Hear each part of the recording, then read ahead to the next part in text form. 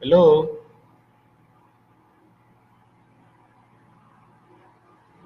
Hello.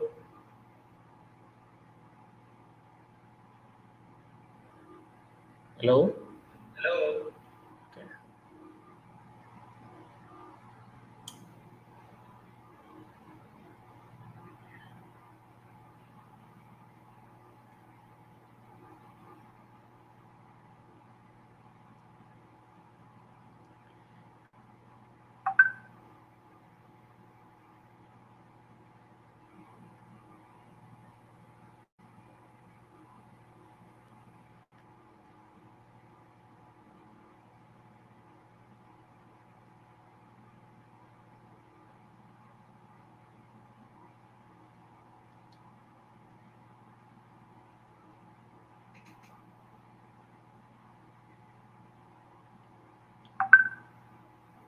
Good morning, everyone, and welcome to today's event. This event is by the Google Business Group Nigeria, and we are going to have a very insightful and interesting session. We will be having a joint session where we have a panel discussion talking about the business dynamics and how you can win with people, product, and process.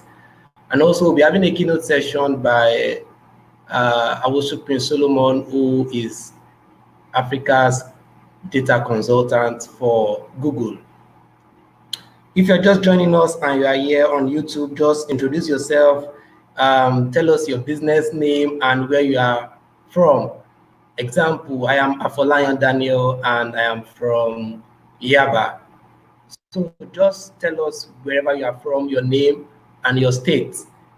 Our keynote speaker will soon be up and we'll soon start the session. So just write down your name and tell us where you are joining us from. It is we are very happy having everyone from all parts of the country. Thank you.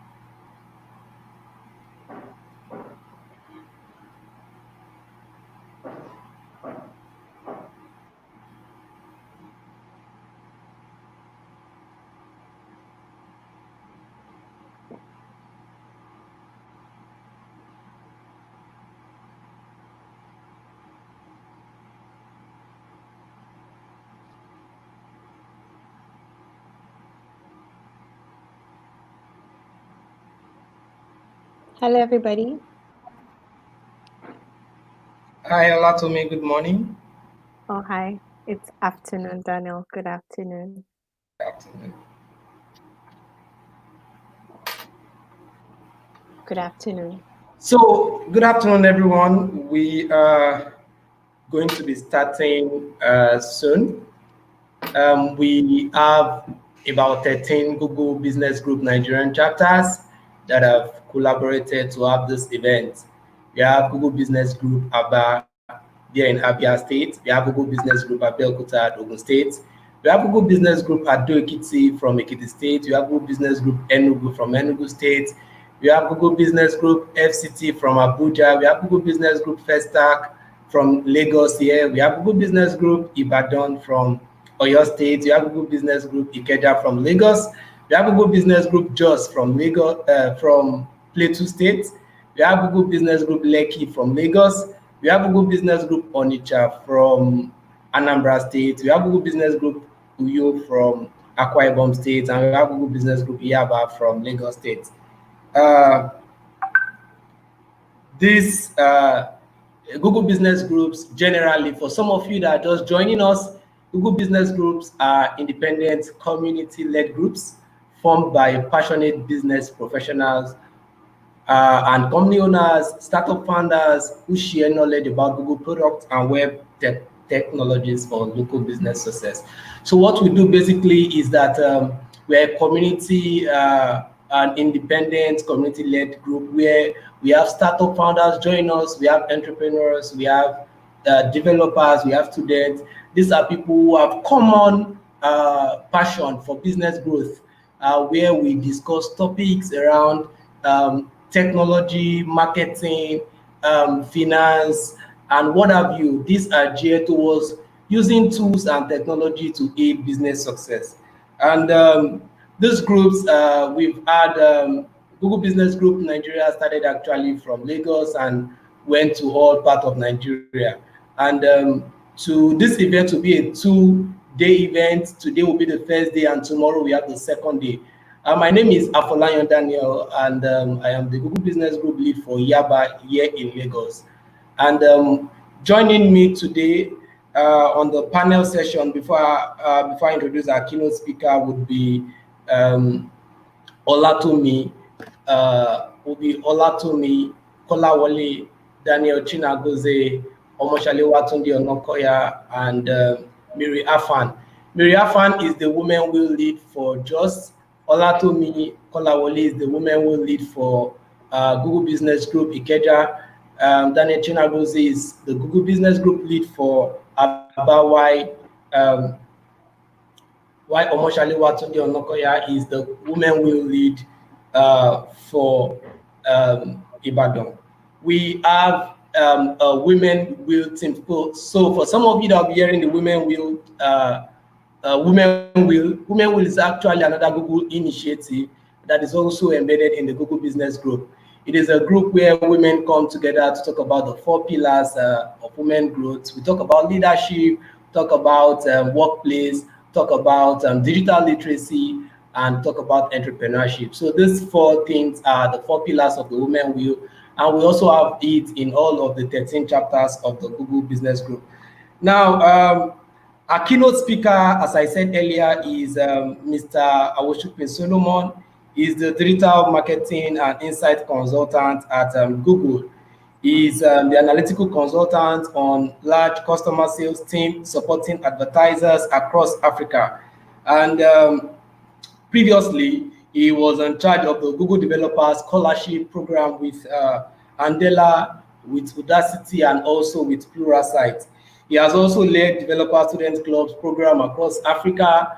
And at this point, you know, the Google Developer Students program is also another initiative, just like the Google Business Group. And he's here with us. Solomon, are you here? Oh, yes. Thank you for having me. I'm glad to be here.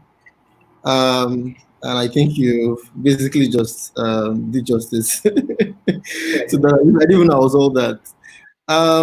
So I'm just going to share my screen quickly so I can present a very light presentation I have here. Can you see my screen?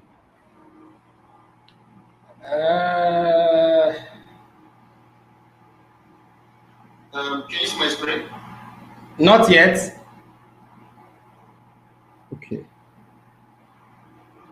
Okay.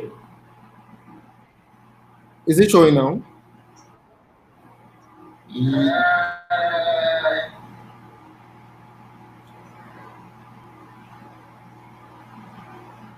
Can I carry on?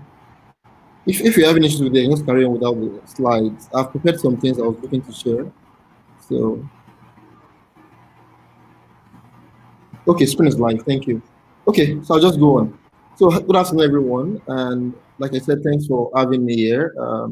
It's a privilege on my end, and I don't take this for granted. So I really appreciate the opportunity to speak with you, businesses in Nigeria, to speak with the GBG community in particular. As our host already said, my name is Solomon Awosopin. I love to refer to myself as a digital marketing and insight consultant. And what drives me basically is seeing businesses in Africa succeed, right? Right from ground stage to becoming an household name. And my viewpoint, I think this is very, very possible if we're able to leverage a few things here and there, especially from a digital point of view. So because of this call, there is a lot of things I'm hoping to share, and I think there are a lot of. I know for a fact that there are a lot of amazing speakers joining this call, and there's a lot to learn, and I'm also looking forward to it personally. At Google, I work on the large customer sales team, and my role is basically working with all of these large advertisers, providing them with data-backed insights to make business decisions. So, what that means is I help look at consumer trends on our platforms and help our advertisers make the best of decisions from an advertising point of view in regards to that. So, thanks again for having me. To start with, so there is a research article I stumbled upon recently.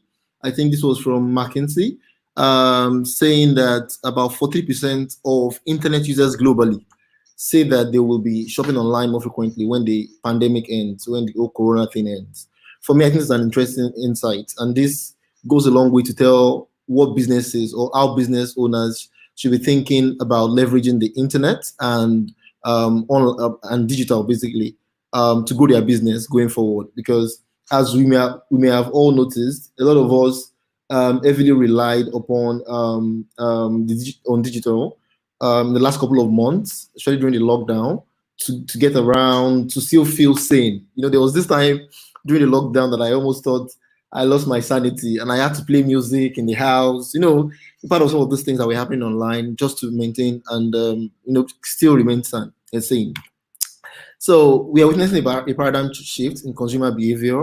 And I think as business owners in Nigeria, who's looking to enter the global space, who's looking to, grow our business, I think we should also be adjusting to these changing trends. And 4 key emerging trends that we have been seeing, and this is from multiple research, even from I would say people currently assessing search, is the non-contact revolution. How we now see home as new office. So on my hand, I'm working from home, and this is likely to continue for the next couple of months. And that is also a reality I'm seeing with a lot of businesses, even here in Nigeria. I have a few friends who even work in the banks, who had to go back home I think last week or this week, because of a case of coronavirus. And I think this is something we are all getting used to gradually, seeing the home as our new office. Also, like I said earlier, to maintain sanity, especially in this time where your routine is, bed, see movies or be on the TV or on social media and then back to work. Like it's your life basically. I mean, most of us life basically revolve around a few feet within our own home and our own sitting room these days. I think it's important that a lot of us are now becoming part of these emerging virtual communities like the GBG. And that's one of the reasons why we're having the GBG, online session happening today. So this is one trend also we are saying. Also, stay-at-home entertainment, from seeing movies to playing games at home. There's a lot of things that we are all beginning to see as hobby. I think during during this last couple of months, I've seen myself cooking more often. I've seen myself trying to do things I never imagined I could do, right? And I think that's the same thing that a lot of us are also saying as emerging trends. And I'll just do a bit of deep dive into all of those trends. For the non-contact revolution, there's a lot changing in the digital ecosystem, as you're saying, adoption and usage of, food and grocery delivery services, even in Nigeria and globally. And I'll just show you from data point of view. So this is some data from Google showing how near me searches have grown in the last couple of months, starting from January this year up until now. And you'll see compared to last year, the lines keep growing. When work resumed when the lockdown started, near me searches dropped. So near me, what do I mean by near me? So people looking for a store near me, a mall near me, a supermarket near me, and various things, basically anything near me. We all do these searches where we are trying to identify or find a particular service that is close to where we live, right? And we'll see that apart from the only time this dropped was during the lockdown when nobody could go anywhere, right? But it's now becoming the new normal. People are beginning to look for things like it's now coming back up again. Like now people are coming back again to look for things related to near me. And I think on the right hand side of my screen shows a post on TechCrunch on the impact of that on Apple. whose retail stores were closed on the further notices. And I think this is becoming a new thing. So with near me searches declining, with companies closing their retail shops, it is now very evident that we need to start looking at alternative means to continually engage our customers, right? So looking at how we can leverage on online to sell your products, leveraging on online to deliver your products, or to, and continually engage with your customers is becoming very evident. An example, in my own opinion, was when I was during the lockdown, how I had to, order food, different things, because you get tired of cooking for yourself, right? Which is, I think, a norm we all see, right? And I had to, start looking for a lot of, restaurants online who were willing to deliver to the place I live in. So that's one of the things that's forming, Also, one of the things we saw as an increase, and here I'll just try to use my pointer so I can show you what I want to show here. Is the massive surge in pure play e-commerce ecosystem. So people are beginning to look for how to shop online, where they can buy things online. Especially during the lockdown, it was a major thing. But I think the interesting thing for me here is this is May 17th. This particular period we're looking at here is now, right? This last few weeks, last few months, right? Up until today, right? And you'll see that searches for online marketplaces have been growing at an exponential rate, right? And this is data from Google Trends. You can easily see this on your own too. And for me, I think this is quite interesting. And this is comparing, all of last year, like the last 1 year period. People are now beginning to consciously look online for help. If you see during this period when the lockdown was ongoing, there was also a surge, and the surge is continuing right now.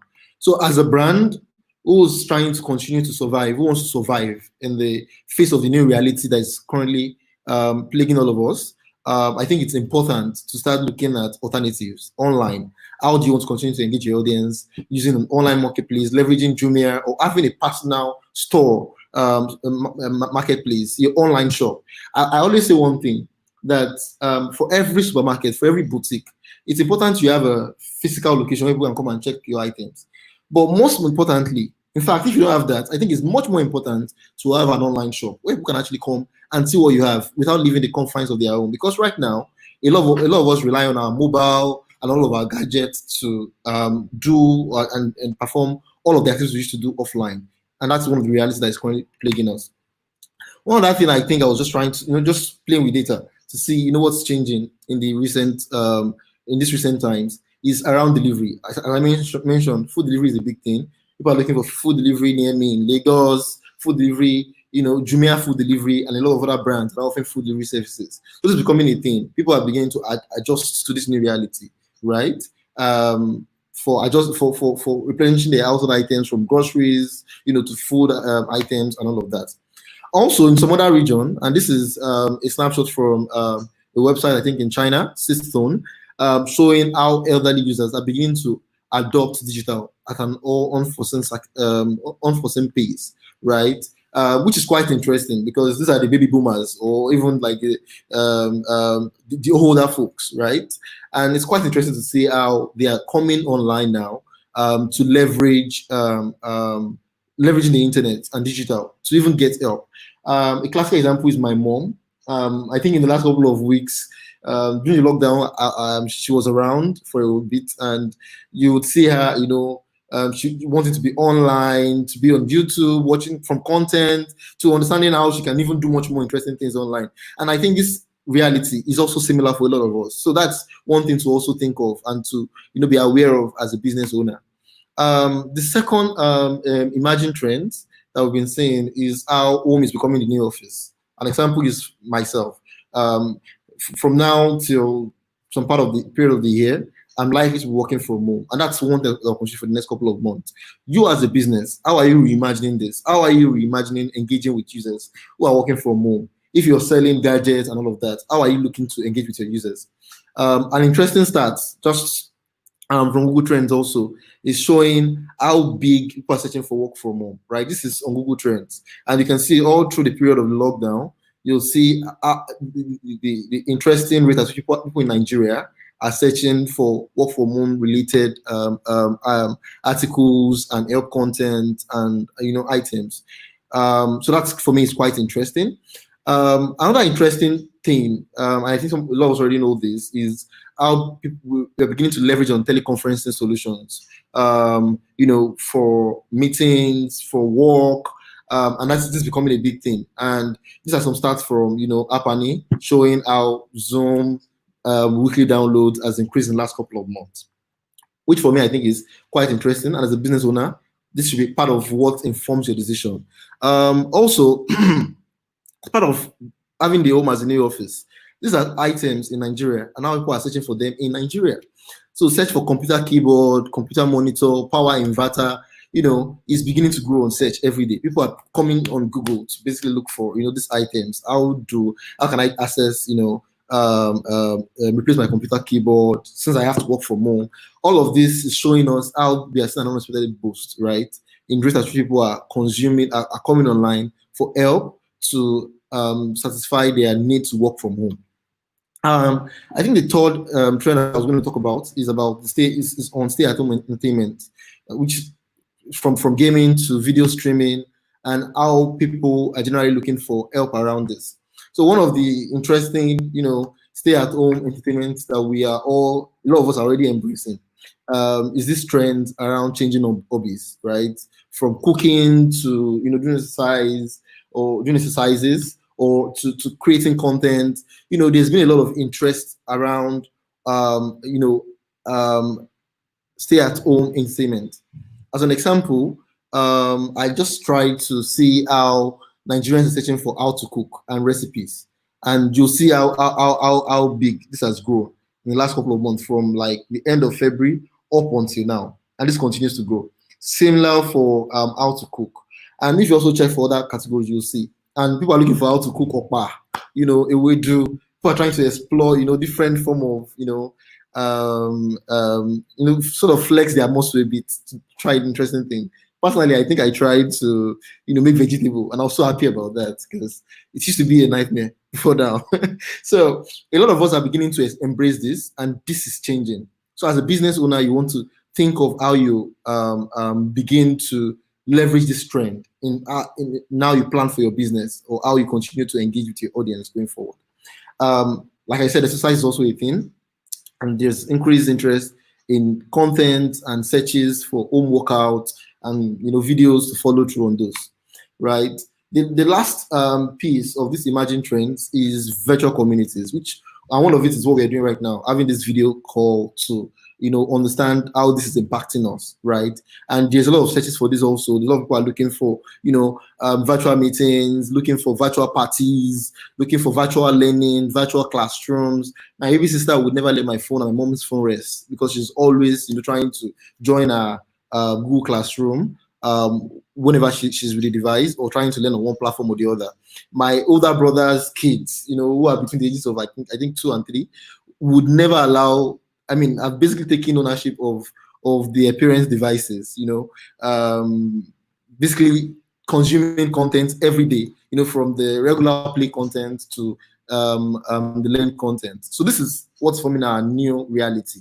And this, I think, is important for businesses to think through. Also, in the last couple of months, you would have seen how a lot of us are trying to, leverage on apps like House Party to just stay sane, right? So this brings me to like the summary of all of this. Like, how should you, as a business owner, be responding to all of these emerging trends? And my recommendation is it's just 3 major things, 3 key pieces.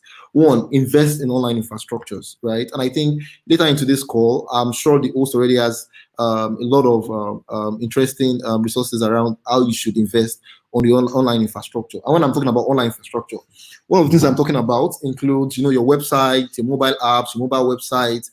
How are those optimized, right? For your business? How are you ensuring that you have an online store? Yes, you have a physical store, but I would say, a lot of us pay rent for a physical store up to, especially in Lagos, up to 1 million, up to 500,000, up to 100,000, and we don't invest in the online infrastructure that even a lot more people, a larger audience, can actually access. And that is what is changing. That's what the new generation is actually embracing as a means to get help or get to inform their buying decision, right? for me, I think it's important.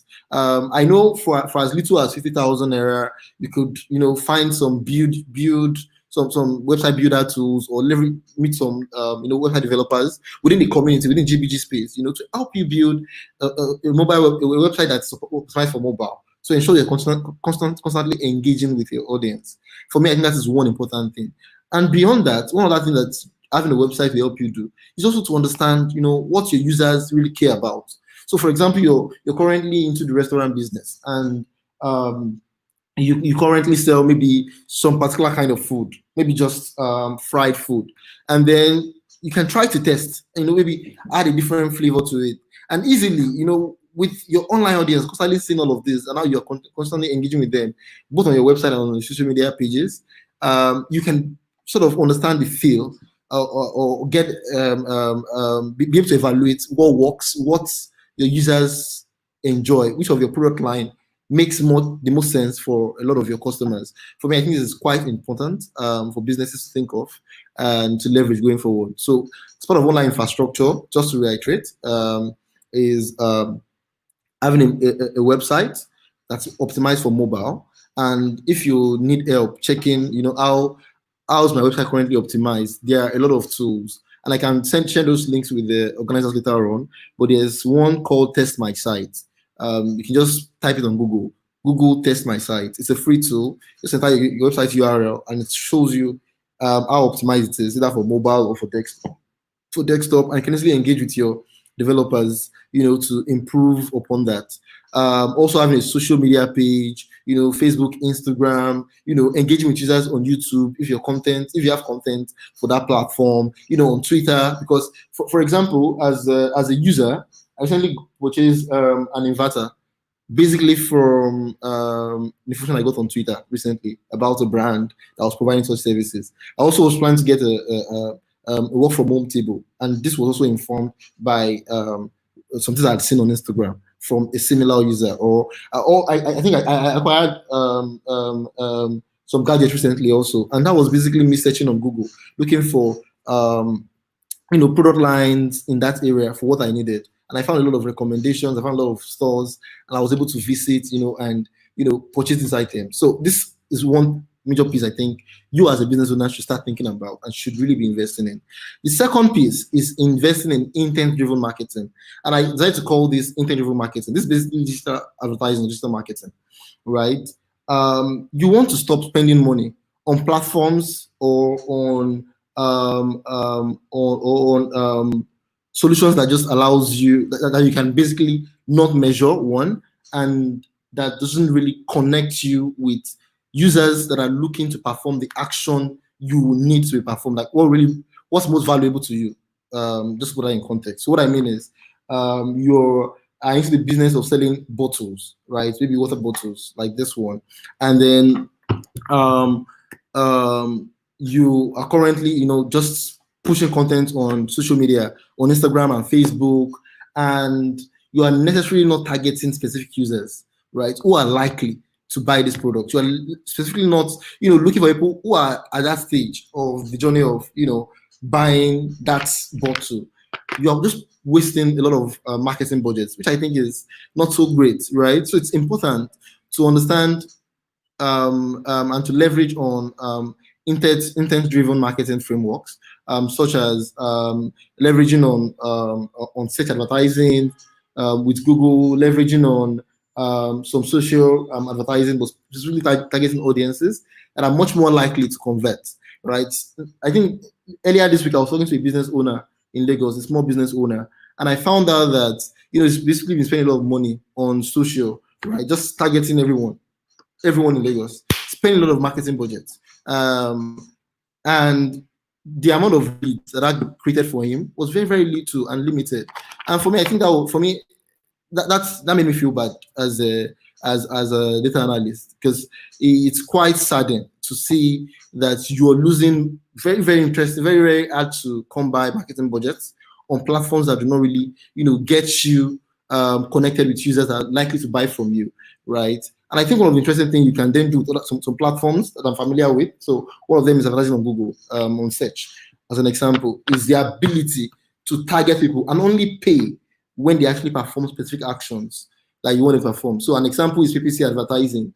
You're only going to pay when a user clicks on your ad. So it's free impressions, right? You're not paying for the impressions on Google as an example. You put up your ad, and only when guys that are willing and ready to purchase from you, click on the ad.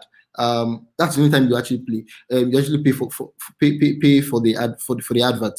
For me, I think that's quite interesting. Yeah, another one I think is quite popular is cost per thousand impression or awareness-based advertising or branding-based advertisement, where you're trying to reach a large chunk of people based on their interest, based on what they have affinity for online, based on based on what their kind of content they are currently consuming, either on YouTube or on social media, which I think a lot of us are slightly familiar with or are very familiar with. For me, I think it's quite interesting to ensure that one follows this. And I think that's one of the things that the GBG Nigeria teaches in all of their meetups, which I think you would also learn in later sessions today. The final page, which is very important, which I always like to emphasize each time I'm privileged to talk to business owners, is measure everything. And I say measure everything. Even if you don't have an analyst on your team to analyze data, just collect all the data. I was with a small business owner this week, and one of the things that he was doing I had advised him, I think late last year, to just put on Google Analytics on his website. It's a free tool. It just measures traffic and user interaction with your website. Just, I asked him to add that plugin. I was using a WordPress website. All I asked him to do was just to add that plugin, right? Let's just be tracking whatever is possible to track. And recently, we sat down together and we're looking at the data. And we were able to make about 4 or 5 interesting business decisions based on how users were engaging with the website. Now he understands what he could do better as a small business owner and how he could play well with other competitors in the space. I would always say one thing: just collect and measure everything. Whatever is possible to measure. Implement Google Analytics on your website. If you have a website, for your social media campaigns, set up trackable URLs. There are ways to do that, very, very easy ways. And I'm sure the organizers can also share links with you on that.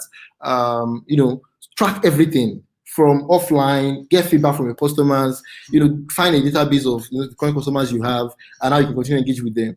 Even with as little as sending them emails from your personal account, just to appreciate, their help. Putting everybody in BCC, that's as cheap as it can be, right?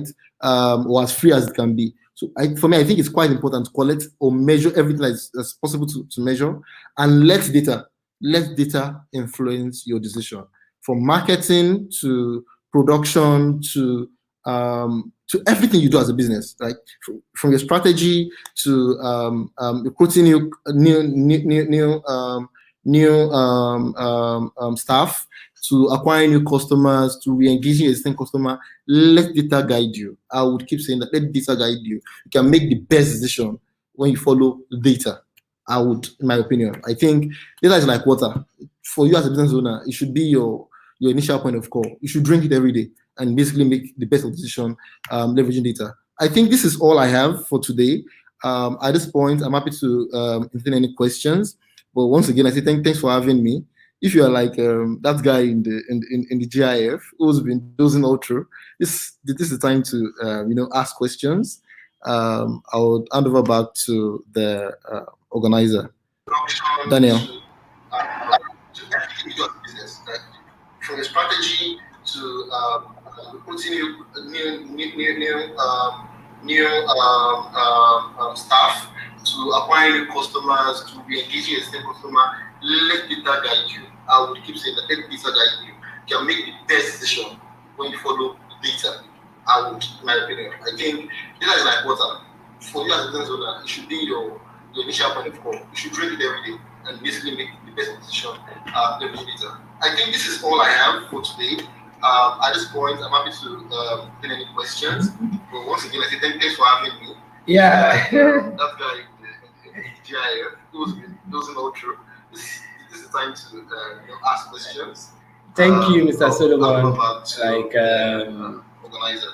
This is a big one for us. We appreciate your time throughout the session. So if you enjoyed Solomon's session, just go to the comment section and give him a clap emoji, please. I'm there, and I want to just see that emoji here. Thank you, Solomon. That was so insightful. And I personally also learned from it. You know, those 3 steps he gave us: invest in online infrastructure, invest in intent-driven marketing, just measure everything and let data lead. So I think that is 3 critical things if people are to take home from this keynote session. So if you have questions from Solomon's keynote session, we could just take 1 or 2 questions before we go to the panel session. Just drop it on the chat box. Let's see if you have questions for Solomon. Let's see your questions. And if you're just joining us, just introduce yourself on the live chat session. Tell us where you came from and your name. So, Solomon, there is a question here. Thanks for this explanation on data-driven business. How do you analyze data collected and important decision? Thank you for that question. That's a very good question. So how do you analyze data? Data collected. I mean, there are different steps to analyzing data. After collecting data, there's a process of cleaning up the data, right? That's taking out all the irrelevancy in the data, whatever doesn't make sense to your business.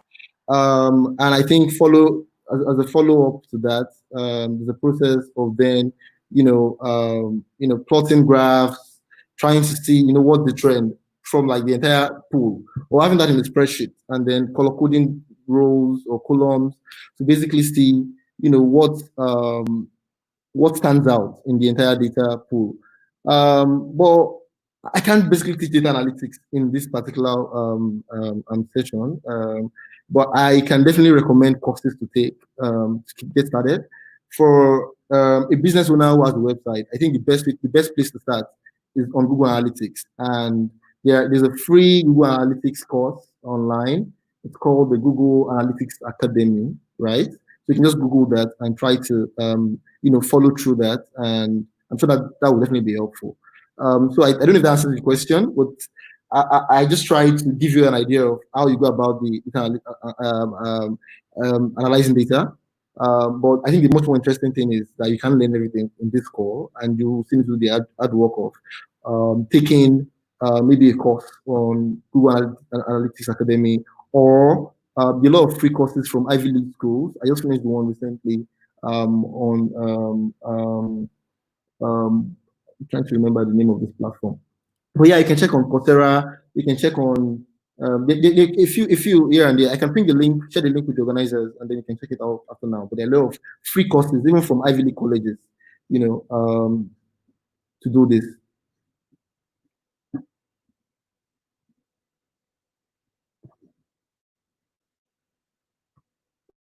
Molulu that asked the question would have gotten his answers there. Mr. Molulu, that was insightful. Can you just give us an emoji on the comment section? Another question is from Prescott. It says that in situations when you sent out a Google form to get a feedback, and after 24 hours it says expired unknowing. I don't understand that question. Do you understand that question, Mr. Solomon? Let me see if I can. So you send out a Google form, and then it says expired unknowingly. I mean, there are a lot of help content on how to use Google form online. I would say you should leverage that. But usually it must have been that you had that in your settings while you're creating the Google form, right? But I would say look for this on the Google help site. If you still have issues, you can describe the specific issues you're having in an email to the organizers, and we can all take a look at it and maybe come back to you with how to go about resolving that. And I think also leverage the community. I'm sure someone else also. And that's similar issue in the past and must have resolved it. So we have another question here.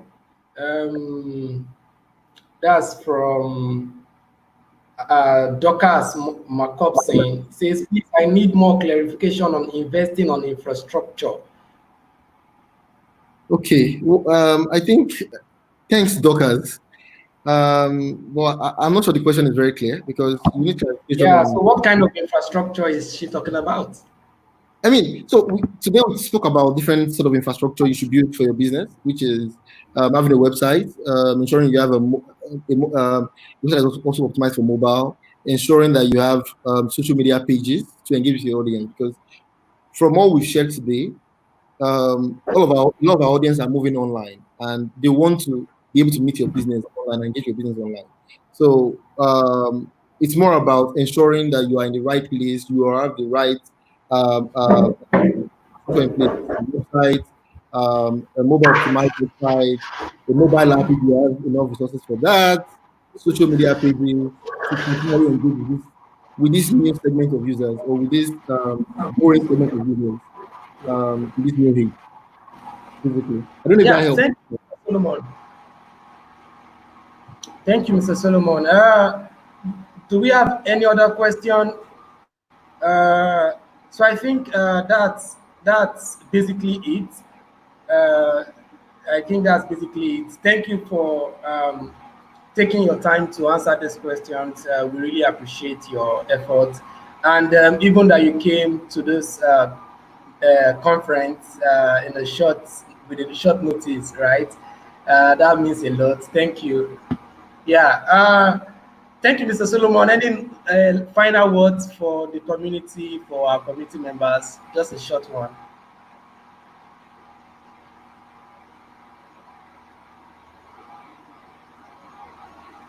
Are you hearing? Sure, I can hear Any you. final words?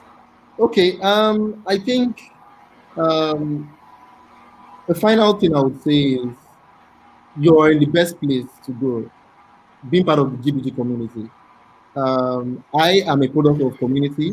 I started being part of the community since I was in my year 2 in the university, and it's been a critical part of my life up until now. So I would say you're in the right place, and I think you should get more people in this space to continue to learn because the more you learn and share and meet other people, the more you're challenged, the more you're encouraged to learn more, the more you understand best practices.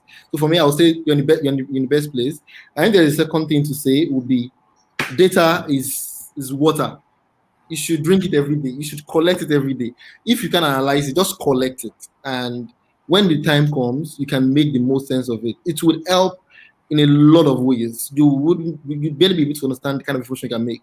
If you can only understand like how users have been engaging with your brand right from scratch, you can build the next Amazon. I'm one of those people, by the way, that believes that we can build the next Amazon out of Nigeria. So if you're looking to be that, continue to be part of this community and continue to leverage data as a key thing that you use or that you think of, that you dream of as a business owner.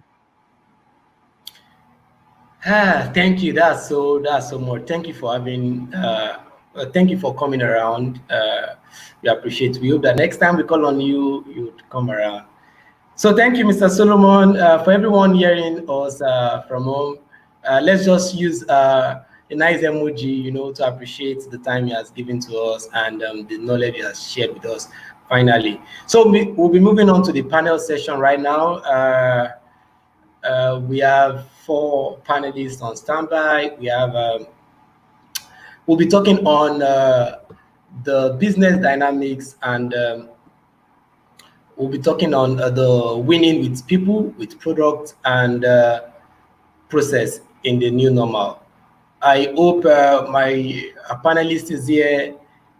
Olatomi, are you here?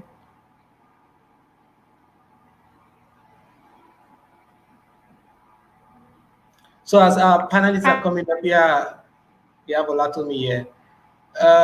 Is Omoshalewa around here? I can hear you, Daniel. I'm here. Yeah, good afternoon. So we're waiting for, Daniel Chigozie, thank you for joining us. That's our second panelist. He's the Google Business Group lead from Aba. Yeah, thank you for joining us. Yeah.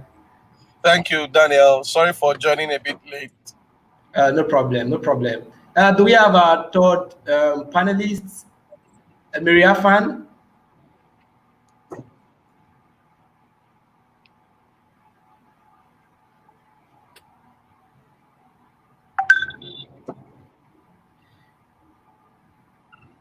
So we have just two of our panelists right now. Maybe network issues. I think they will join us as soon as possible. But we are going to start with these two people. So we'll be talking about two major things, three major things: people, product, and process. And but before we really begin, I'd like Olatomi to introduce herself to the house. Let's meet you. Wow, putting me on the spot right there. Okay. Hi guys, my name is Olatomi Kolawole, and I'm the women will lead for GBG Keja. My career has spanned from digital marketing digital marketing from social media management to influencer management, and now I'm in advertising proper, and I'm in advertising as a brand manager. So I handle marketing and communications right now at one of Nigeria's top advertising companies. Amazing. So that's that's a bit about me. that's I've been a women awesome. will lead since 2007.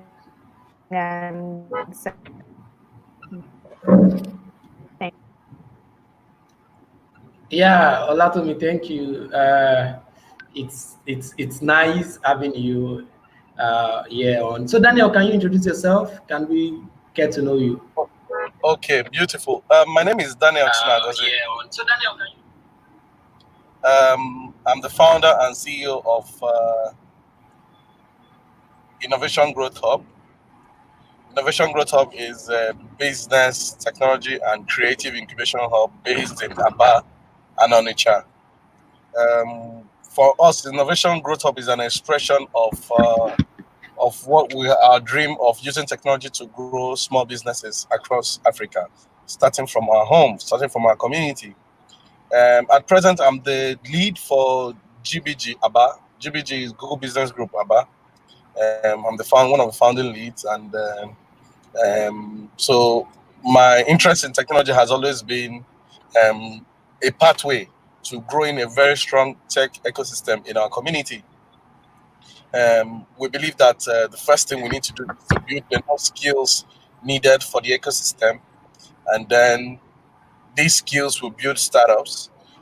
These startups will attract jobs, attract investors, attract partners, attract the government and the academia, and build a very robust ecosystem that will influence the quality of life of the people. So I'm a believer of a systematic move. I sit on the board of AfriLab. AfriLab is a association of hubs across Africa. We are in 54 African countries. We have 219 member hubs across Africa. I'm one of the founding members of founding executives of ISN. ISN is Innovation Support Network for Hubs across Nigeria. I'm a strong believer that together as a people, we can use technology and innovation to grow strong communities and strong economies in Nigeria and Africa as a whole. Thank you. Yeah, Daniel, that was a big one. Yeah, so I'm going to start with you, and from your note around working with people, especially with orbs and all of that. We know that relationships are at the heart of every positive human experience. But there's a new normal to that human experience with the advent of COVID-19. And this pandemic has actually caused a shift in the way we work, in the way we relate, in the way businesses have this collaboration and partnership with one another. So, can you tell us what do you think is the dynamics of effective partnership and collaboration for business owners in this normal? What do you think is a critical, or what do you think are critical dynamics for effective partnership and collaboration for business owners as we move to a new normal? Well, to me, greatly, thank you very much, Daniel. It's always a pleasure hanging out with you. Thank you. To me, this period has helped us to say a lot of truths we have avoided a very long time ago. You know, You know, with the advent of technology, internet growth, broadband growth, the use of various tools, both hardware and software, we were still using the former way of work, but using the new technology. For example, you will see us use very sophisticated smartphones, very smart internet, all forms of computers, and then at the end of the day, we all still insist that all our staff should show up in the office. Well, you see someone keep his laptop in the bag and travel on Lagos traffic for 3 hours and get to office and open that same laptop and he's exhausted. We have to wait for like 15 to 20 minutes before he gets himself back and then start working. And he will work, you know, later that evening. Later in the evening, he will spend another 2 or 3 hours on the road going back, and he has lost 5 to 6 productive hours. It's a joke. It happens, and we think it's a normal thing. It's not normal. It's not normal. But with the advent of the pandemic, you see that everyone, you go out only when you have to. Okay? And you see that people are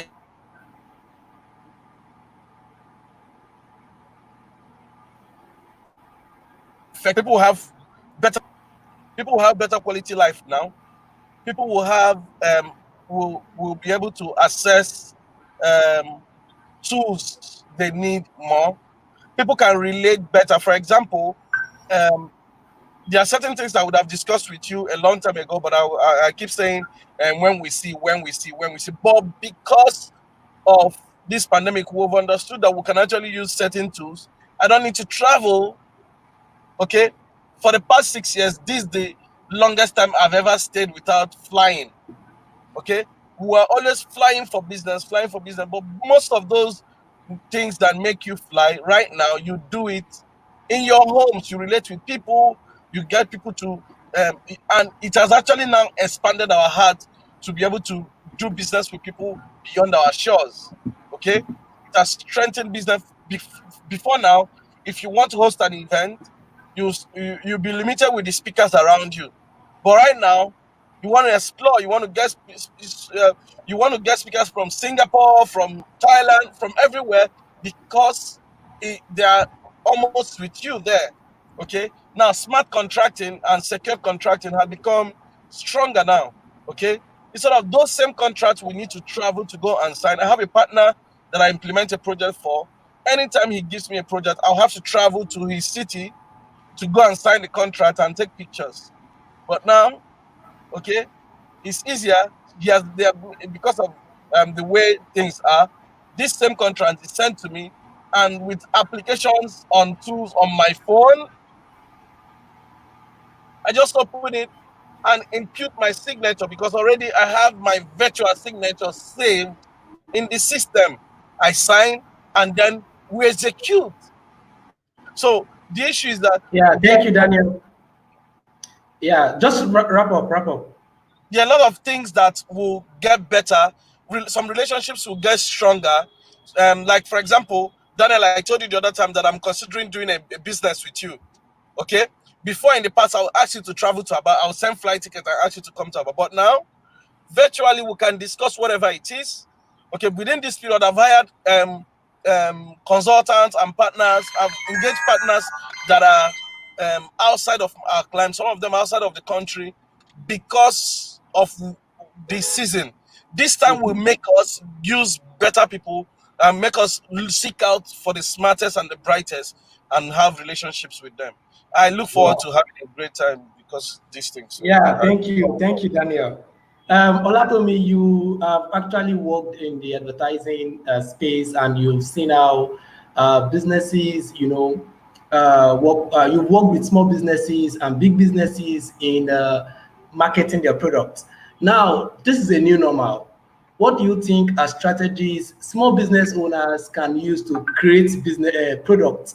What do you think are critical strategies that are needed to create products that people will need, essential products that are needed in this post-COVID time?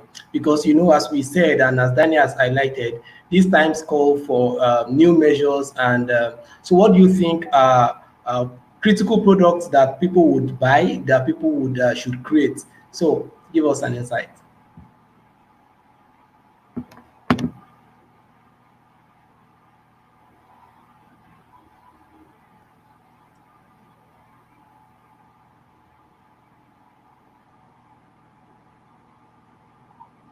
Tommy, I can't hear you. Sorry, I was muted. I said before I start, I'd like to share, a quote by Sangram Vajra. I hope I have not murdered the guy's name. He's the co-founder of a company called Terminus. And basically he's saying that our rallying cry right now is this: retention is the new acquisition, and helping is the new selling. So as a business owner, you need to think about customer retention. Even all the customers that you've had before, you need to think about how to keep them as your customers. What new thing can I provide for them or can I produce to them? Not necessarily thinking about new customers, but thinking about how to keep these your current customers. Now, to answer your question about the products that we need, first of all, there are several products because, we're human beings and they are essential products. So essential products include, food, maybe not necessarily clothing because not so many people are going out these days. So mostly food. And for me, I have been looking for a way to tap into this industry. And even though I can't really speak for the farmers, before the whole COVID situation happened, I was talking to a couple of people about, starting an online platform for selling groceries. And there are several of them. There is the Mile 12 markets, which, all of these things really boomed during this COVID situation. I was one of the people who shopped from my house, like for my regular groceries. I was home for 10 weeks straight. I didn't go anywhere. 10 weeks straight before before I finally came out of my house and went out. So during this period, I was shopping online for groceries. Stores like Ebano, for instance, allowed for phone call shopping. So we were able to call through into the supermarket, and they had people in the supermarket who were getting our list. So you send your list via WhatsApp and they'll get your list and then send it to you. So many of these things happened during this COVID era. So if you're talking about essentials, the first one is definitely food. The next one is entertainment. What do people like to do? And just like Awosopin mentioned, Solomon, I like to call Solomon, I call him by his last name. Awosopin mentioned. He talked about, I just lost my train of thought. So he talked about, gaming sessions and communities. Yes, that's what I was going to, communities. So during this time, I know that a lot of people did like online reading sessions. Yeah. Plenty of people did online, just things that were bringing people together. There was the app called House Party. Many people joined. To say, oh, I'm dancing in this room, I'm hanging out in this room, all of those things. It was fun. Other products that I really think and I really believe in, for instance, people who sell services, for instance. How do people who provide services, how do they still function?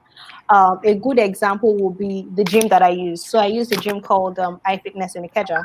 And during these times, they were offering online workout sessions, 1 hour in the morning, 1 hour in the evening. So normally I would go to the gym in the morning for my morning routine or in the evenings, but they decided to take this online. And so they had various gym instructors from our Zumba classes to our Tabata classes. Everything was online and you could join.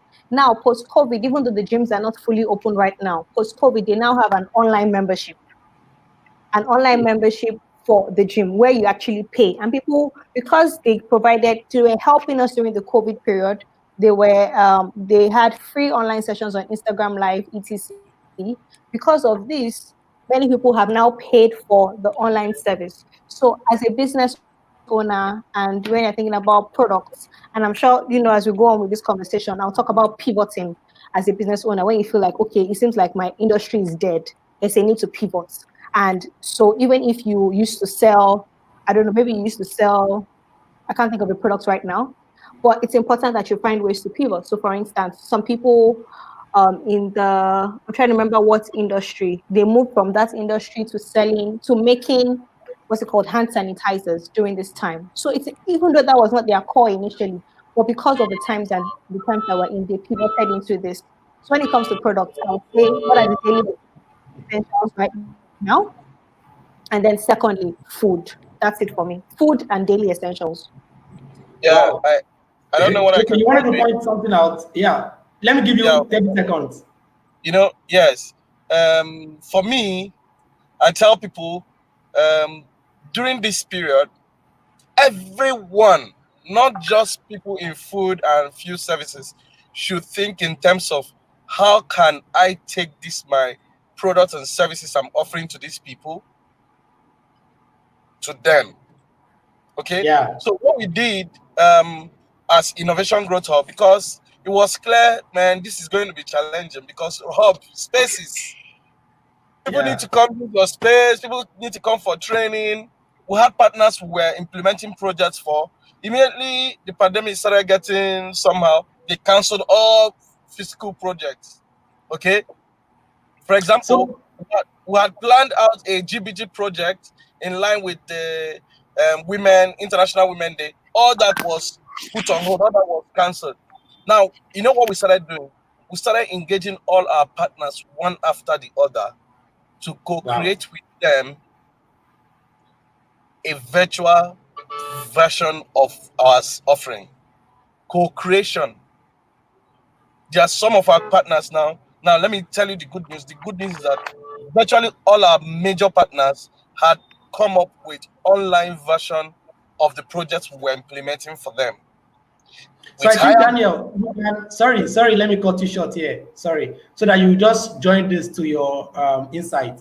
Now, you are talking about taking the product to meet people wherever they are, yes, in alignment to something to me has said. So I would just say, as you are trying to brush that up, what do you think processes that small business owners can, tweak to ensure that they are still relevant in this post-COVID time? What do you think are the processes they can tweak and align, and especially with some of your examples you are sharing with us? okay, for example, small business owners, I'm an Aba man. I always talk about Aba. Most of the businesses we have in Aba are small businesses, shoemakers, tailors, and all that. One of the things we started doing for them, we started giving them opportunity to take their businesses online. Initially, it was challenging for them. Some of them, we just told them, like, you know what? We'll build it for you. When you make money, you pay us for it. If you don't make money, don't pay us. Because we're certain they will make money. Okay? And we started providing those services for them. Most of them, we worked with them to create what their online platform should look like, given the way their customers behave. We use their customer behavior, okay, to create a solution for them. For example, some of our partners that we offer training on their behalf, usually their trainings used to last 3 hours, 4 hours. But because we know it's difficult to keep someone online for 3 to 4 hours for any reason, is usually very challenging. We worked with them to redesign the engagement. Okay, the first engagement is 90 minutes. Second engagement will be one-on-one engagement. So it increases the number of one-on-one engagement, but online. The third engagement will be monthly engagement and bi-weekly engagement. The fourth engagement, that's the same number of time we will usually do in one sitting. We've broken it down, okay, So you broke into down phases and the segments. time you use normally for physical session. You have to break down Yes, for yes, virtual sessions. So I think this is a yes. critical. If sorry, Daniel, let me cut you short there because we have Omoshalewa join us. Omoshalewa, good afternoon. I'll come back to you, Daniel. So Omoshalewa, good afternoon. Can you hear me? Hello, Omoshalewa. Can you hear us?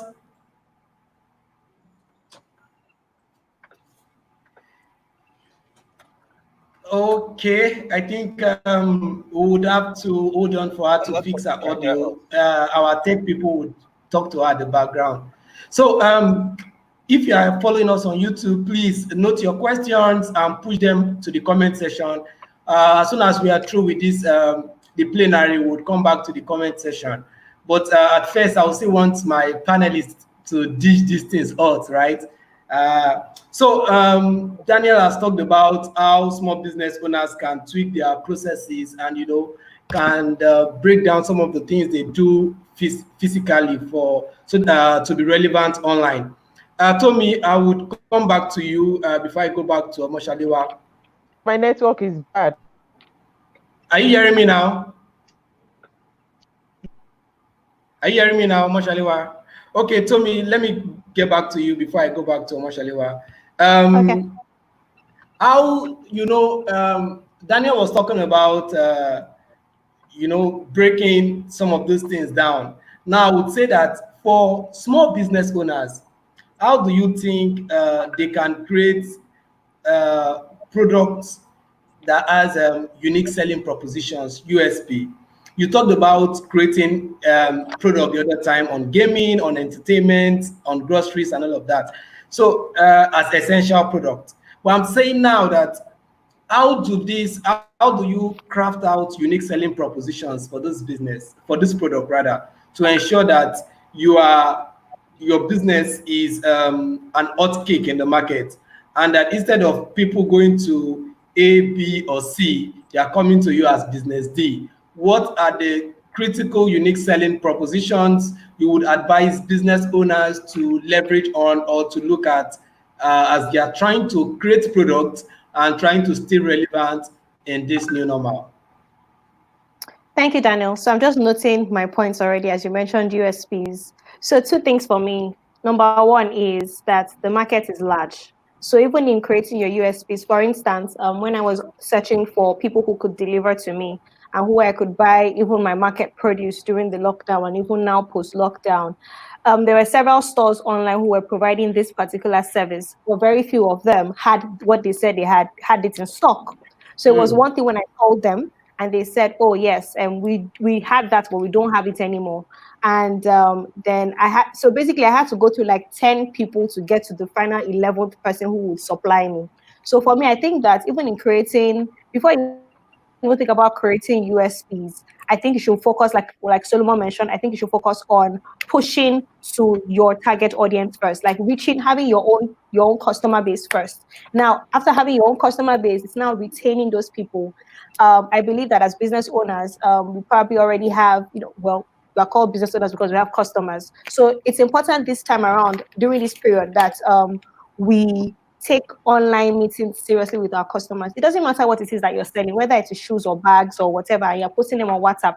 Even if that's your small business where you're selling on WhatsApp, I think it's important to, ask for customer feedback from your customers. People who have not called you in a while, call them, set up a meeting, use your Google Calendar and actually set up a meeting, even if it's going to be a WhatsApp call. Like just, oh, madam, I would like to, talk to you at a certain time. Make it look a bit professional, because now everybody is forced to use digital platforms for meetings because we can't do plenty physical meetings anymore. So I think that for small businesses, it's not really about unique selling points. I'm going to go back to that quote that I said in the first time. It's helping is now the new selling. It's not really about selling. It's now helping people because we're all going through this pandemic together. So it's helping your customers and letting them know that you are there for them. That is really the major thing right now.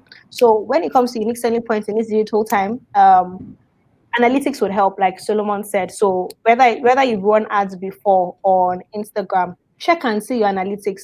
Where are they coming from? Who are these people? What is their age? Who are the people who patronize me? What category are they? Are they working class people? Are they mothers?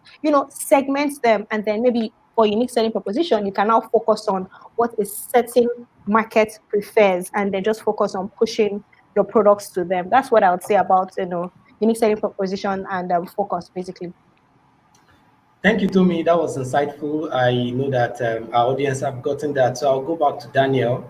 Daniel, you have talked about relationship with people. I'll still stay here because I'll be dealing with people with you. Nigerians have seen, I don't know, why is it that Nigerians don't know how to create meaningful personal relationship with their customers? Right? We like to deal with customers on a business level, not on a personal level. But now things have gone online, and even the customers are not coming out again. You have to meet with them virtually. How do you think business owners can have a personal relationship? Because Tommy has said helping is the new normal. And if helping is critical in the new normal, you must have a relationship before you can help somebody. So what do you think, how do you think business owners can create an effective relationship with their customers? Thank you. Okay, thank you very much, Daniel. The truth is this, for I'm speaking as a businessman now. Okay, you know your customers. You have, first of all, you have your internal customers, which is the people working with you, your staff, your colleagues in the office. Those are your internal customers, which are the first set of people you need to develop strong work relationship with or strong customer service for, because they are customers. You must treat them that way. Um, what this pandemic had made is that um, we save the cost of transportation for people in countries like Nigeria. We increase the cost of fueling. Okay, so if you have to work from home, if you check very well now, Tommy is burning generator. Okay, I have lights. I'm like, okay. Most times, 80% of the time, for people that have to work from home, you need to have a backup generator, or you have an inverter, or you have something. Okay, True. and you now need to pay for the internet instead of office paying for internet. So all those costs are built up. Now, to relate with your customers comes with a cost too. Now, one thing is we need to start understanding that the first phase of our customers, these are the people working with us in the office, and then our customers we relate with, that you need to genuinely relate with them. Understand what the customer's needs are. And there's no one method fits all in customer relationship or customer management. Okay. But the first thing is that you must have the genuineness of your heart and commitment to serve. Okay, this thing, what Tommy said about helping is service. If you have been service oriented and you've been committed into excellent service, okay, others will see it as you are helping, but that's service. Okay, that's service. I had to run out of the house this morning to go and attend to a customer's need, and catch up with this meeting because it's very, very important. Okay, now you need to understand that this customer that trusts you with his value, that's cash, is expecting you to, he's expecting also to get you to bestow your own value, that's your time or your quality service or whatever it is you have promised to him.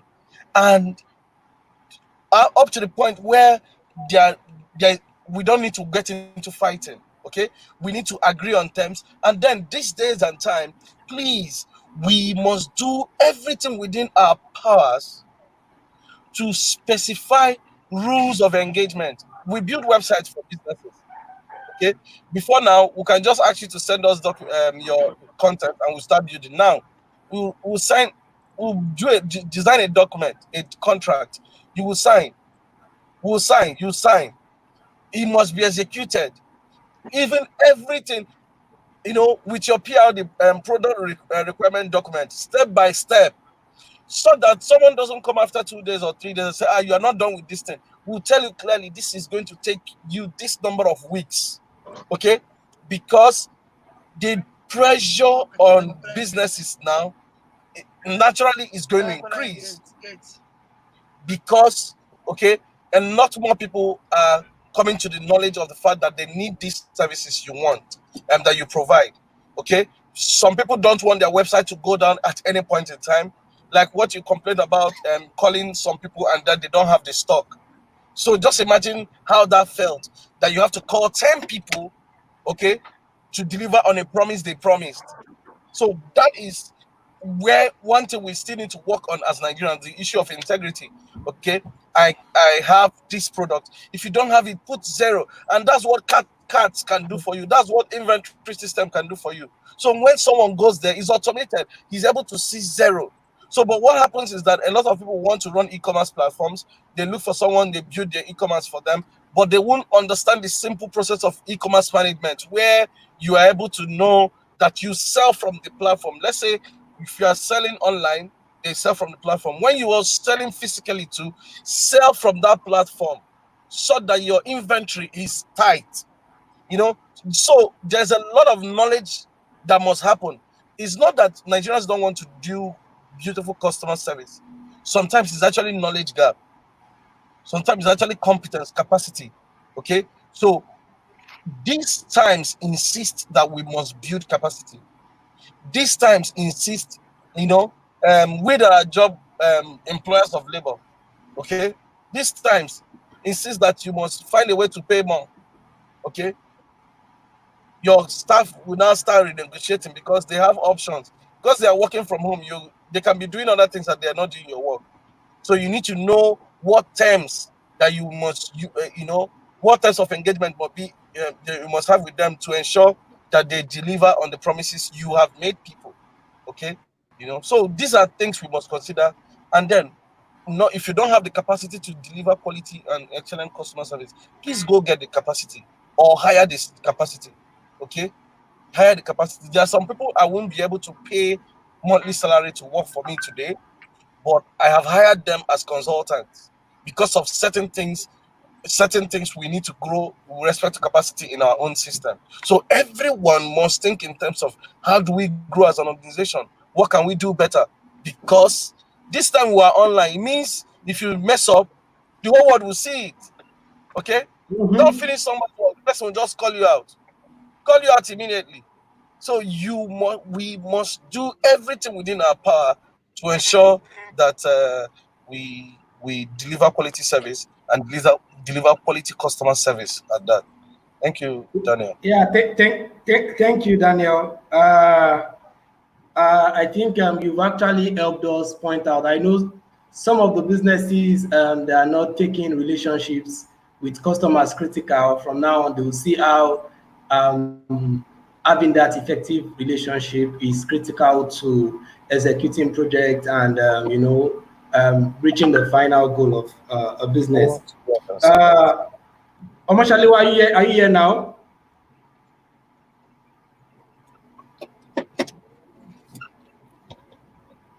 Okay, as we're waiting for, I would say I'll come back to Tommy. And Tommy, I know you have worked with several team members and in your sojourn in the business space. How would you tell entrepreneurs and small business owners, startup founders, what would be your advice to them in creating impactful relationships now internally? How can they motivate staff members or team members, especially this time that most of their team members are working from home? How do you think they can shape an effective and a cordial relationship between staff members? You know, there is no office gist, there is no banter again in the office. A lot of people are going online. So how do you still have those kind of relationship in-house so that we can still have a good result? Okay, first of all, I'm glad for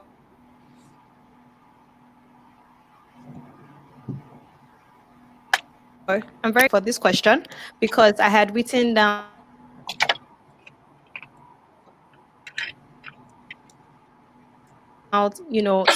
for if they haven't already done so as a result of COVID. And most of it, I'm a people first person. And I can see that somebody already commented that they don't agree with you, Daniel, on your comments about startups and business relationships. Businesses don't do businesses don't do business with business. It's people who do business with people. So, the relationship is very important. But first of all, your team is so important, because without your team, your business would go down south.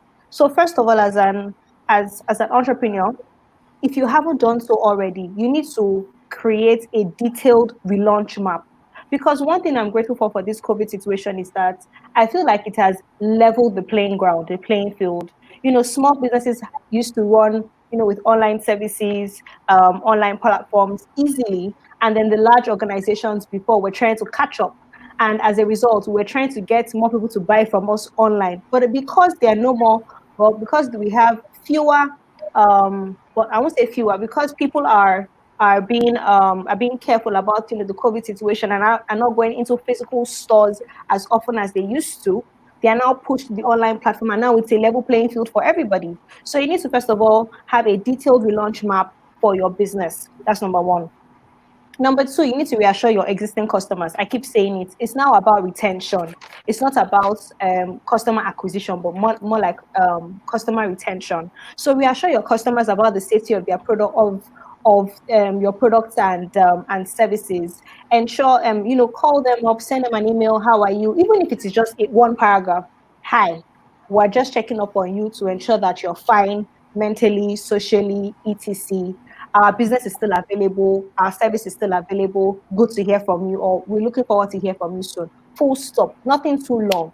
Just so they know that your business is still alive, number one. Number two, just so they know that you care about them. Even as a human being, every time I check up on my friends, especially during the pandemic, every time when I check up on my friends, I say, how is your mental health? Like I say, how are you? Everybody just automatically says I'm fine. But I say, how is your mental health? I would not like that question.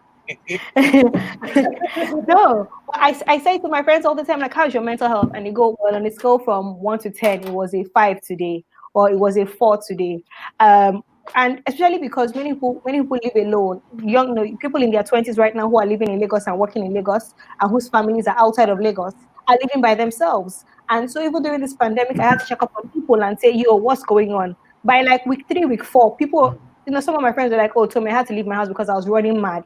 I had to go stay at a friend's house so that, at least I have company. So you see that it's people caring about people first. So you as a business owner, did you check up on your staff during this period? If you didn't do so, it's not bad for you to, call them into your office or call them over the phone, have a virtual call with them, plan it out for like a full week, check up on every one of your staff members, even if it's just 30 minutes. How are you? How is your family? What's going on? Are you okay? Just let them say that you care. Oh, wow. In as much as I sympathize with you, and I know that maybe people are asking for more money or whatever, but in as much as I sympathize with you, I might not be able to give you money right now as your boss, but I'm just checking up on you. I'll figure out more ways that I can help you. One thing that I like that my organization did, where I work, is that my CEO kept on pushing the fact that now that we're not commuting most of the time, because being in Lagos State, you're on the road most of the time. You go to work, it probably takes you like 2 hours sometimes to get to work, or 1 hour to get to work. When you're going back home, it takes you like 1 hour or 2 hours. That time right now, we can save it. So he's saying that within that 1 hour, within 2 hours or 3 hours or 4 hours extra time that you're not commuting, look for something else that you can do online, personally, something that interests you. Take courses, build a different tiny skill, a soft skill that you can. So there's that. I think, let me see. The other thing is, cutting down on non-essential costs. So for instance, I have a couple of friends who run businesses and have shut down their businesses permanently right now. So like physical locations, so everybody's working from home. They've shut down their business, their physical location, they've removed all their goods and all their furniture, everything. Every staff member is working from home. All they did was they just registered their business address at like one of the hubs. I'm sure, Daniel, you probably get a lot of demand from people like that. They registered their company with your address, so all their mails will go there. If they need to have a meeting maybe once or twice a week, they will come to your hub to have that meeting. But because of COVID situation, they realized that, it's saner. It makes better sense for us to just work from home. Everybody's doing it. First of all, you're not putting your employees in harm's way every day as they're making that commute. They're jumping buses, jumping bike, somebody's sneezing beside them. Yeah. All of these things we're avoiding. Very, very important. And I think finally, online resources. There's so much online resources out there that people can use, especially entrepreneurs, when it comes to relationship with customers and relationship with your own people in-house. People just want to know that you care. Google it. Google it. Thank God this is Google Business Groups. Google it. Google is your friend. Look for videos on how to talk to my staff about COVID, how to help somebody deal with the pandemic. These are simple questions, and you'll get your answer from there. Another thing that companies can provide, because right now everybody is working from home, and you're not necessarily running. You're not necessarily, the money for rent that you would have naturally paid for your office. If you shut it down, you can send little money to your staff and say, you know what, buy Well, fuel. we're still paying rent now. Some of you are still paying rent. Some other people are not still paying rent. One thing that I think I'll wait. I have examples of businesses that pivoted that during as a result of this pandemic. But I think I'll just wait till maybe my next question to go into that. So Daniel, over to you. Yeah. So Omoshalewa, are you here with us now? Do you hear us? So I think she's still having network issues. So that's part of the issues we have currently in Nigeria. We have infrastructure problem, and some places you have this poor data and all of that, poor internet rather. So I'd ask for your final notes before we go to question directly. So for Daniel, I would say that we've looked at critical things for businesses, how they can form winning strategies, especially looking at people, product, and process. So, in a nutshell, what do you think would you give as a final note? Then we go to question. One thing that is important for every business now is to make sure that your people still believe in your vision. Because let me tell you, I like reading the Bible a lot. There's a place in the Bible that said, "While men slept, the enemy came and sowed her."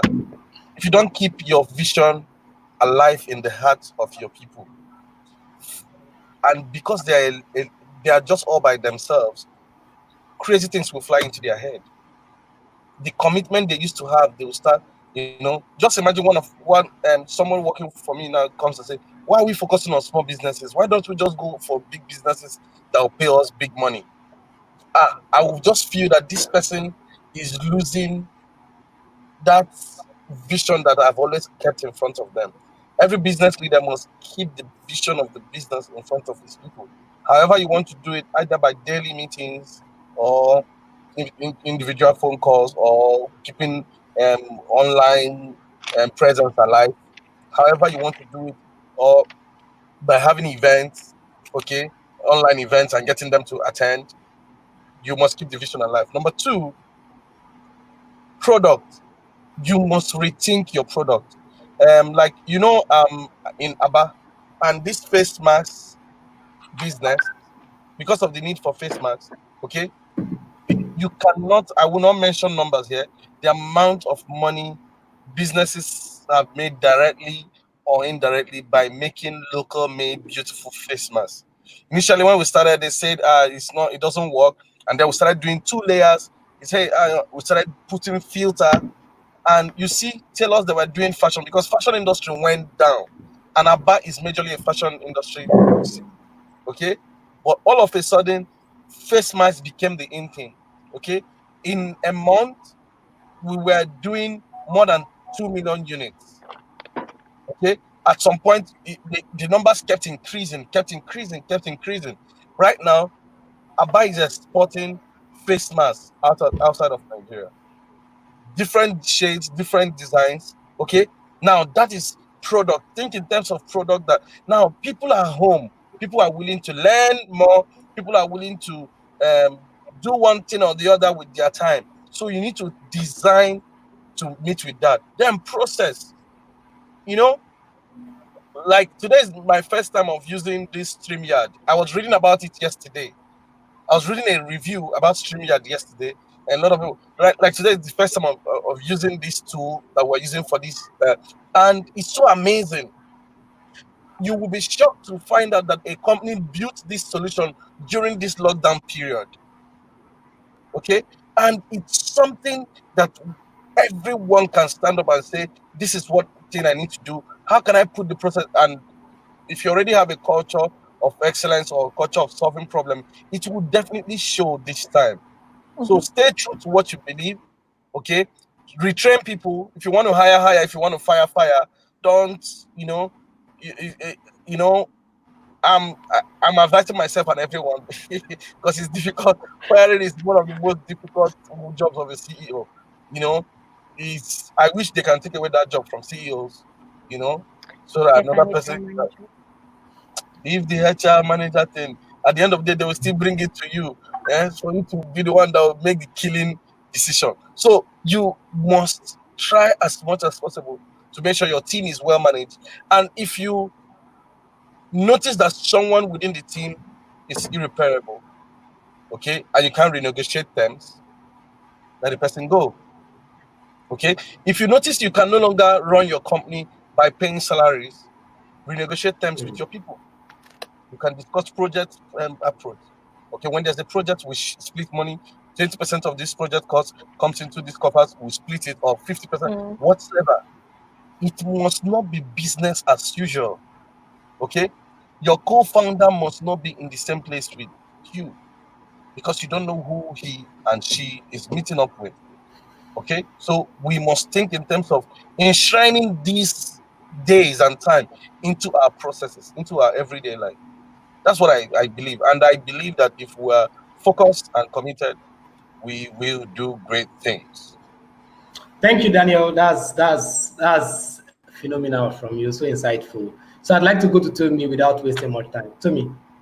Okay, so the tagline for what I'm going to say right now is forget the what will people say? What will people say about this? What will people say about that? So that's the tagline for this thing I'm about to say. So pivot if you need to pivot. COVID has brought more opportunities and new opportunities. If you need to pivot your business, pivot. So I'm just going to go through a couple of businesses so far that pivoted within the last 3 months as a result of COVID situation. Number one, commercial airlines. They weren't flying anybody and they weren't flying people again. And as a result, they started doing cargo flights, flying masks, etc. from one country to the other. Example is Virgin. Virgin did that. Lufthansa did this. American Airlines did this. I already talked about gyms. Gyms decided to start having online sessions, and now they now have online memberships because gyms are not yet opened. Hotels, which I'm not very comfortable with this, but some hotels started offering work from home rates. So if you have a hotel in your community, you can go in the morning and pay a fraction of the fee just to work from that hotel during that day. So I think the same would happen to online to your physical hubs. So people who have hubs in a particular area, and not so many people can come and use the hub at the same time. Everybody's working from home right now. This is a good time to advertise and tell them, oh, you can have it, even if you used to have like maybe 5 people in one room, you can have maybe just 2 people in a room right now, 2 people in a room. Business will still work. Stores obviously expanded to digital orders and online orders.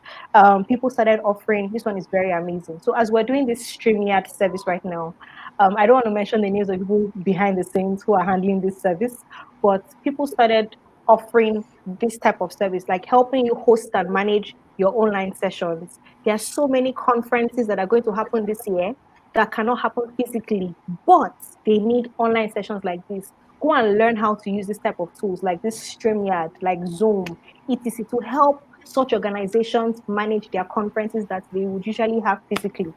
Help such organizations. And I think that's it for me. Yes. Thank you, Tony. Like that was so insightful. I don't know if before I go back to the chat, Omoshalewa, can you hear me now? So as you're waiting for, if you are hearing us back from the comfort of your home or wherever you are, you can actually fill in a feedback form. It's in the chat. Yeah, so just check the chat room. You see bit.ly/GBG Nigeria 2020, bit.ly/GBG Nigeria 2020. So these are this form. We're going to use it to connect to you and talk to you and get back to you, integrate you to our communities. Now back to the questions. Tommy and Daniel has shared a lot. I want to now go to the chat room to see if we have questions. I can see a lot of questions coming up. But I'll say number one, Tunde Strong said, is there some form of collaboration within the GBG where assistance is provided for others in terms of connecting them to the rest of the world? Is there some form of collaboration within the GBG where assistance is provided for others in terms of connecting them to the rest of the world? I can answer that. Okay. Yes, I'll answer that. So basically, the GBG is a community of people. So, for instance, if you come into, it's only when you come into the community that you understand the benefits of being in the community. Yeah. So in the community, we share different tools. We have different spaces. Some communities, like maybe if it's let me speak for my own community, GBG Ikeja and Women Will Ikeja. So we have a Telegram group for Women Will Ikeja where we pass on every information concerning any upcoming training or new tool or new scholarship programs, anything concerning that we share in those groups and in those smaller enclosed platforms. So yes, when you say provide assistance in terms of connecting to the rest of the world, what is ringing in my mind is ads and trying to reach other people in other parts of the world. And a good tool to do this, or a good place to learn this from is two places: Digital Skills for Africa and let me look for that URL. I think it's Skillshop, Google Skillshop, which is called Academy for Ads. So skillshop.withgoogle.com is the name of the place where you can learn how to run Google Ads or Google My Business or Analytics Academy, to help you understand how to push your business to other parts of the world.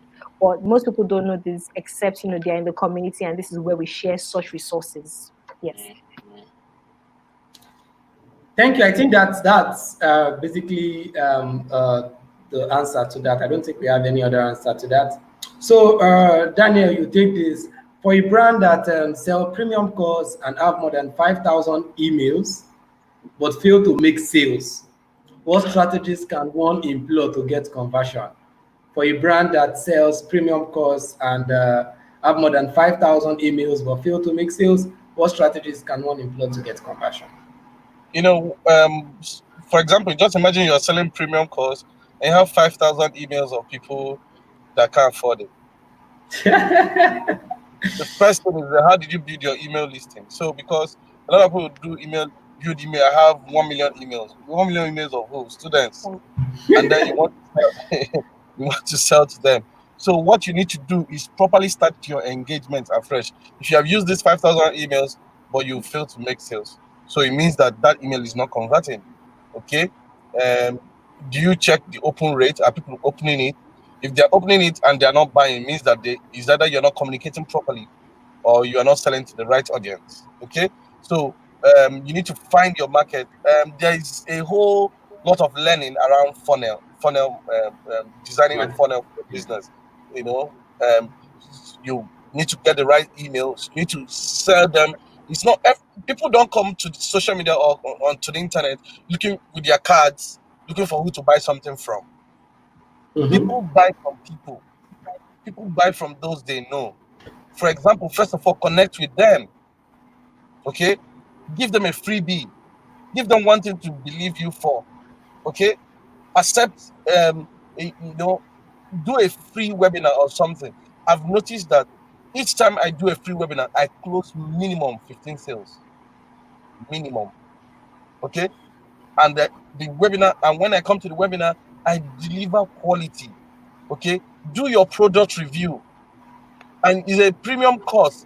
So you are looking at chief executives, you are looking at people that can afford this. So you need to find out where they are. Who do they now? And another thing is, if you're able to understand that, if I find out that Tommy is doing a course, and me and Tommy are in the same line of business, and I find out that she's learning a course, naturally, I would want to go take that course. So the ones you already sold to, use referral system. Okay, use lookalike audience. Just get people that look like who you have sold to. Okay, and connect to them. if you are selling a premium course, can you give a free part of that course so that people can have a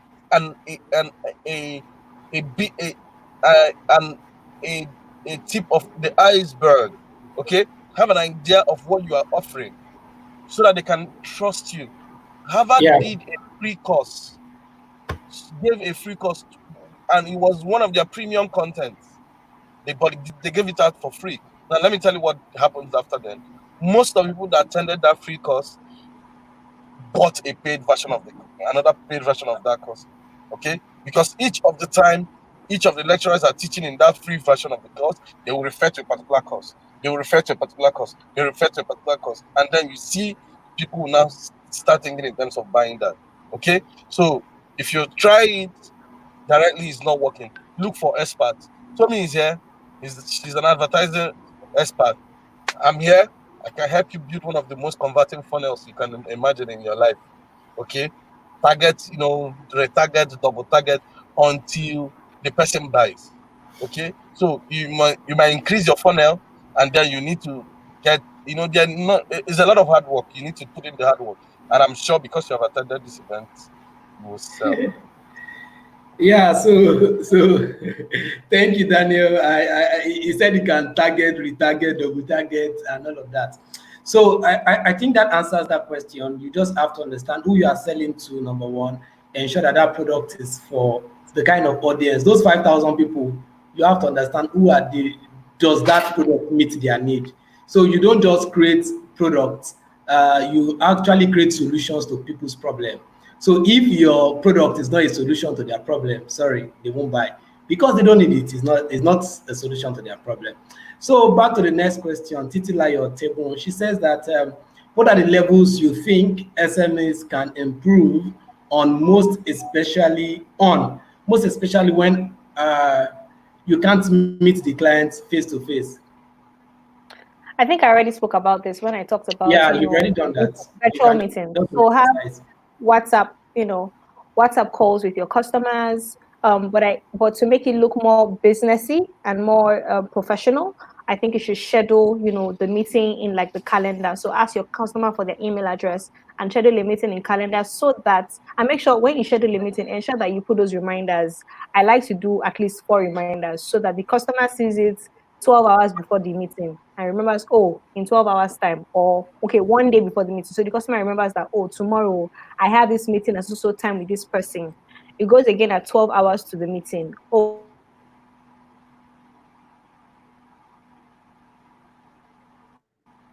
that's true. I still have this meeting with this person. Then there's also 2 hours before the meeting, and then finally 30 minutes before the meeting, so that the customer is anticipating your call and is already thinking about. So as those notifications are coming up on the customer's phone, from the customer's calendar, they know that, oh, this discussion, even if it's something simple as, oh,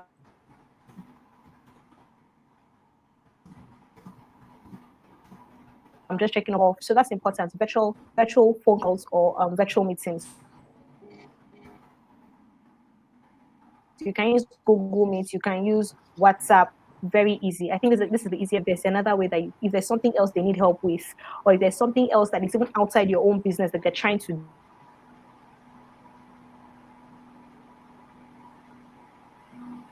do to XYZ person who's doing this thing that you're looking for. And just, do a referral system. Refer them to a certain colleague of yours or a certain person who's doing what it is that they're looking for. Very simple.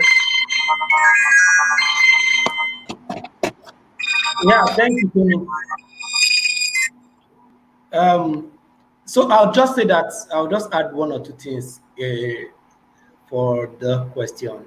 You might want to actually personalize your relationship with that person by having, because like I think somebody said that relationship is not business to business, it's person to person. You can find somebody in your organizations, maybe you match 1 or 2 or 5 customers to the person. Your email should be personalized. Have a write-up to say, okay, this email is from Daniel, this email is from Tommy. You can always reach me via XYZ. So you personalize that relationship. So the next question is for Daniel. He says, how can one join the GBG and other community? Daniel. Okay. Let me start from joining GBG. There are a lot of GBGs in the country. If we know where you are, there are GBGs across Nigeria. If you're in Lagos, there's GBG Keja, there's GBG Lekki, there's GBG Yaba. Okay, there are quite a number of GBGs across Nigeria, and then the easiest way to join them is to start them out online, and then they have GBG Facebook groups. Okay, they have GBG websites on online. Every GBG in Nigeria has a page. So as easy as if you drop your email on this chat box now, someone and then your location, one of our GBG leads that are in this chat will actually reach out to you and make sure you join. And whenever you see GBG advertise an event, you become part of it. It's not like a company. It's an open community that we all volunteers. All of us are volunteering. Me, everything I do for GB Jabba is volunteer. I have my co-lead Mary Thomas. She's volunteering. The same thing with Women Will. Okay, Women Will is a part of GBG. I can talk about Women Will. Thank you very much. So okay, so Women Will. Let's just say, so that we don't stay long, you can just fill the feedback form that will be shared on the live chat. Our lead will get to you, and we are going to integrate you to the GBG chapter nearest to you. So just fill the feedback form bit.ly/GBG Nigeria 2020. So Toby, next question. So if you fill the feedback form, you will just get to know more about the GBG and Women Will. So we're going to send you information about that. Thank you guys for everyone that's joined us so far. Next question says that for a brand that sell premium course, okay, I've done that. Somebody said, do online courses on digital marketing help build one's digital marketing career? Because most recruits just ask for experience. I think it's recruiters. So he's saying that, is it just the knowledge or the experience? So it's a mix of both. I've sat down on the recruiting panel for 1 minute to talk about that.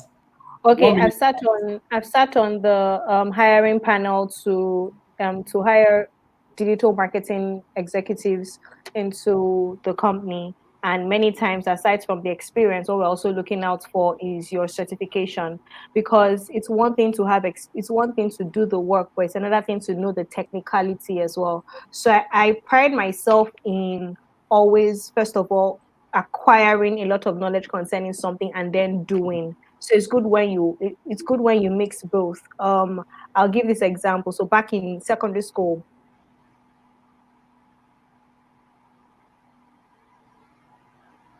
before every exam, studied all of the textbook concerning that particular.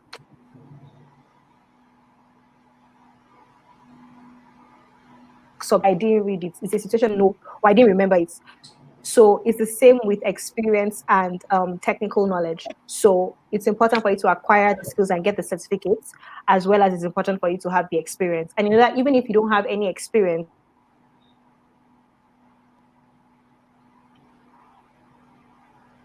professionals who are looking for volunteers who would work for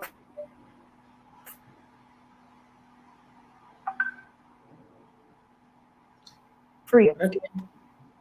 Daniel, 1 minute, please. 1 minute, short. You want to throw in some things about experience and knowledge for digital marketing? Yeah, Tommy has said it all. If you have studied and you have the certification and you can't get a job, go and volunteer. Okay, go and volunteer. Look for somewhere and do internship, and that internship experience, that job you've been able to do, okay, will count for your experience. Walk into a shop and tell them, I want to help you put your business on the internet and do this and do that for free, and do it for them. Drive results, drive serious results. After one week or 2 weeks, if they see results, you tell them to start paying. I've done this. That was my entry route into digital marketing. Okay, those days in 2013, 2012. Okay, I walk up to you and tell you I can do this for you.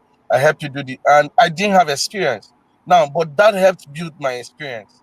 So if you've done that for a while, you can now put up an experience in front of it. There's a lot of digital marketing experience learning that is available right now. So you need to match it up with experience, because nobody wants to use their business to do trial and error. Okay, so get some experience, volunteer, Yeah, thank join you. join Wrap GBG. up. Talk. So, Tommy, finally, you want to tell our audience about Women Will before No we wrap problem. up? No Okay. problem. So Women Will is an initiative by Google, and basically we focus on areas where we use technology to close gender gaps, and then we bring opportunities to women, their families, and their communities. Women Will is hinged on 4 pillars: digital literacy, entrepreneurship, leadership, and then workplace or formal economy. And basically, we're helping women to grow in these 4 areas. If you want to join Women Will in West Africa, for instance, it's simple: bit.ly/Women Will West Africa. Once you get on that form, the list of all the Women Will chapters will come up. In the ones in West Africa will come up, and then you can join the one that is closest to you, and that's it. Thank you, Amazing. Tommy. Thank you. Daniel, So, I think we need to do that, something like that for yeah, GBG. for GBG, yes. So And let then them just come back from my you team. should give us idea now. Why are you people like this now? Yeah, so thank you, Tommy, and thank you, Daniel, for being Thank you. around. It's been a good time. Thank For me, you. I would say finally that as an entrepreneur, as a business owner, you should understand that your product or your service is telling a story. For everything you're doing, you should know that your product is telling a story. For a guy that is sending a cake to his girlfriend in maybe Benin from Lagos, you know that cake is telling a story. If the way you bake the cake is not good, it means that your cake is telling a bad story, and it's going to affect The cake what in you do with Benin. your girlfriend. So you have to understand that Cake for in every Benin. product, Why don't for you every just pour that product, cake in Benin that will get to her Yeah, in you one? will spoil. And it will not spoil. or from Abad to Lagos, whatever I'm product you are selling, sending whatever you service you are rendering, material T-shirt. Fine T-shirt like this. yeah, That's what we can send to you, not not yeah. a So cake. I'll just say that it's a story. Daniel, you get that. So your product is telling a story, your service is telling a story. Just ensure that you focus on the right story. Ensure that your product, whenever it gets to the end user, is telling the right story. And I think if it tells the right story, people will buy from you and you get more customers. So thank you, Daniel, and thank you, Olatomi, for joining us. Do fill our feedback form before you go: bit.ly/GBG Nigeria 2020. You can also subscribe on the YouTube channel so that you can get to hear from us tomorrow as we start. Tomorrow, we're going to start the session by 12 p.m. and 12 noon, rather. And we're going to be having a panel session like this where we'll talk about scaling with innovation and how the tools, we never really talked so much about tools here. You are going to get so much knowledge about tools you can use to scale tomorrow. Thank you, everyone. Once again, this is goodbye from all of us at GBG Nigeria. Thank you. Thank you for having me. Bye. Thank you for having me. Thank you, Daniel. You did a great job. Bye-bye. Thank you for sharing your thoughts, Tommy and Daniel. Thank you.